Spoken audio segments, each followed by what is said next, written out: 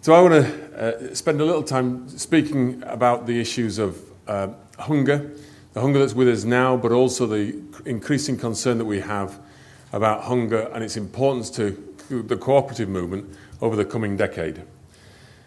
We have an enormous challenge, which is essentially to feed the world in a fair and sustainable fashion. Tonight, over 1 billion people will go to bed hungry, with all the loss of dignity, the loss of freedom that implies. Now, Oxfam works with many of those communities, the poorest and the most vulnerable people on this planet, who struggle to achieve a sense of dignity, a sense of prosperity, and a sense of security in their lives when they're buffeted by so many shocks that come into them. And it's the same story, in a sense, of the Rochdale pioneers back in the 1840s. The 1840s were actually called the Hungry 40s. And the pioneers got together because of the drop in wages and the hunger that was in their communities. And it's those same values, that same struggle, and the same ideas that nurture the cooperatives that you've heard about from many of the people that have just spoken. And so the cooperatives are as relevant today as they've ever been in terms of the poorest and most vulnerable communities getting together.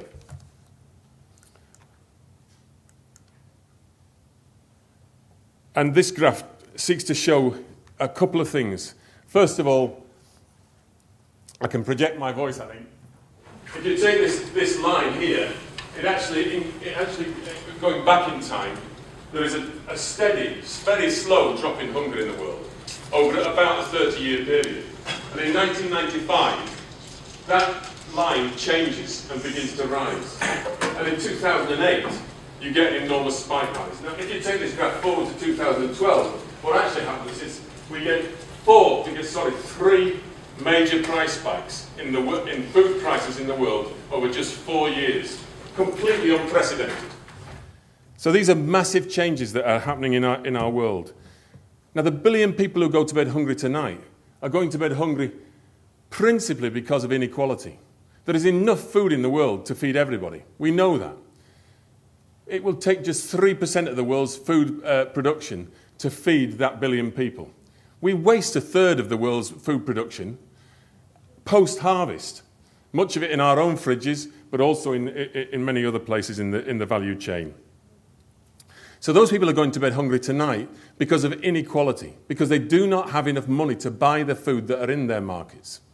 We live in a world of obscene inequality, where 1% of the world's population control and own 40% of the world's resources, the world's wealth, and 50% of the world, the 50% poorest people on this planet control just 1% of the world's wealth.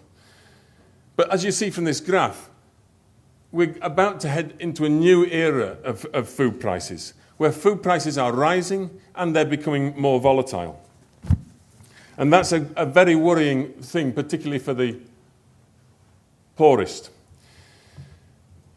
And that food price rise and the rise in volatility of food prices is happening because essentially there's a perfect storm of different factors that are hitting into the food markets. We have climate change with more intense, more frequent extreme weather, the kind of things that Joseph spoke about. We have a changing diet in Asia, with an improving diet in Asia, which means more protein is being used there. We have biofuel mandates, mad biofuel mandates in our opinion, that take food out of the market and put it into fuel tanks in North America and Europe.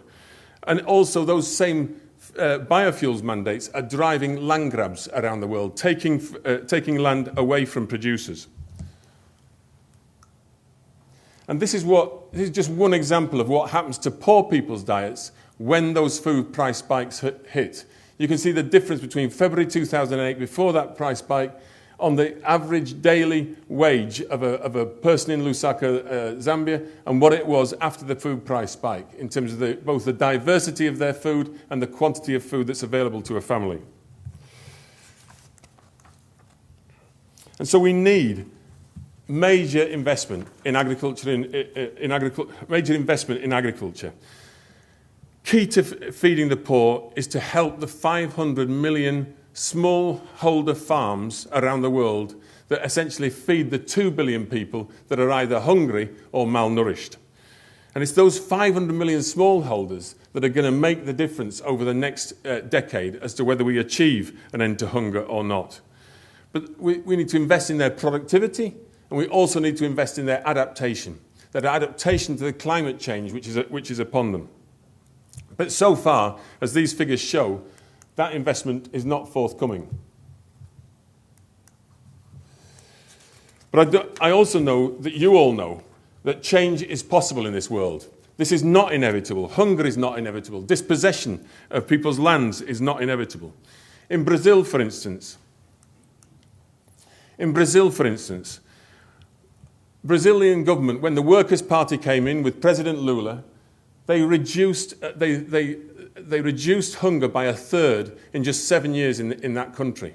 How did they do it? They did it simply by redistribution. They first of all doubled the minimum wage, they invested in smallholder farms, and crucially, they took 1% of the income of the richest in that country, and they distributed that 1% of the income to the bottom 20% through cash payments, mainly to women. And that was sufficient to bring about an extraordinary drop in the hunger in that country. Vietnam, on the other hand, took a totally different approach because it's not as unequal as Brazil. It took the investment and it directed investment from both the private sector as well as from the public sector and put it to where the poorest people were, which are women smallholders, particularly in the Mekong and in the Vietnamese highlands. And by investing that money where those people were, again, they halved hunger in the space of just 9 years. So those things are possible. Here we go.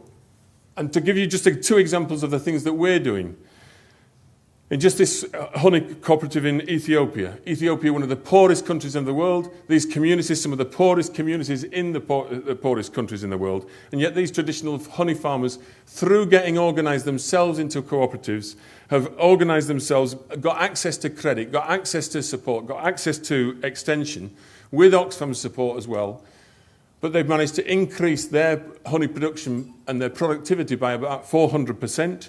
And therefore now those families have food throughout the year. Another example would be in Liberia, a war-torn country for 9 years, an intense civil war of extraordinary levels of atrocity on occasion. And the agriculture there was effectively paralysed, destroyed, you might say, during that time. They moved, despite the very fertile lands, they moved from being a net exporter of food to being a net importer. And Oxfam, with the Ministry of Agriculture, has been working with farmers' cooperatives, as you'll see, most of them women farmers' cooperatives, but providing the seed and the credit and the new techniques that these women need. And now these women are not only feeding their own families, but they're also selling substantially into the urban markets, improving their prosperity, improving their own security and that of their families and their communities. And so I want to move now to Susanna's story, which is a story of a woman in one of those cooperatives in Liberia. But we eat rice constant. Every day, 2 times. Yeah, going up, yeah.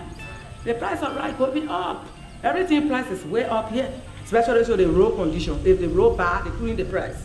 Nobody can go nowhere, so you force.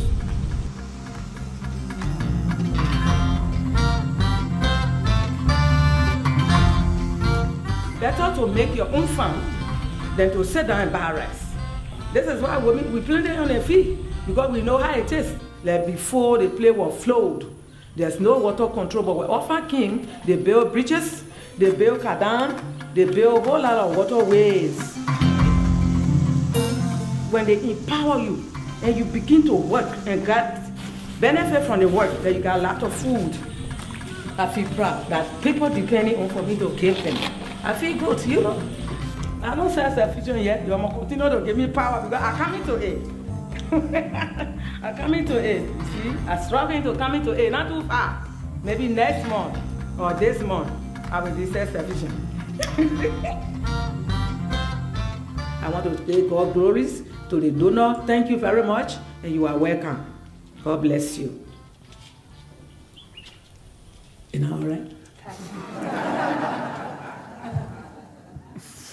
But I think that tells a story of an extraordinary woman who, despite the appalling situation that she went through, as many people in Europe went through appalling situations during the Second World War, that woman went through 9 years of intense civil war. But she's come out of that and she's rebuilding her community with a sense of hope. But it's the cooperative movement that is allowing her to feel that sense of hope, the sense of working with her community towards a greater sense of prosperity, towards a greater sense of security. And so to conclude, you know, Oxfam is very proud of our long association with the cooperative movement. We share the same values of solidarity, of mutuality, of community, and hope in a better future. And our joint work, particularly for me as a campaigns and policy director, our joint work on campaigning together in this country for a better world is vital, because we can work together as Oxfam in the cooperative movement along with many other organisations. And there's a big opportunity coming up in January this year when we were launching a new campaign on hunger itself, with the contributions of all the major development agencies in this country and the cooperative movement.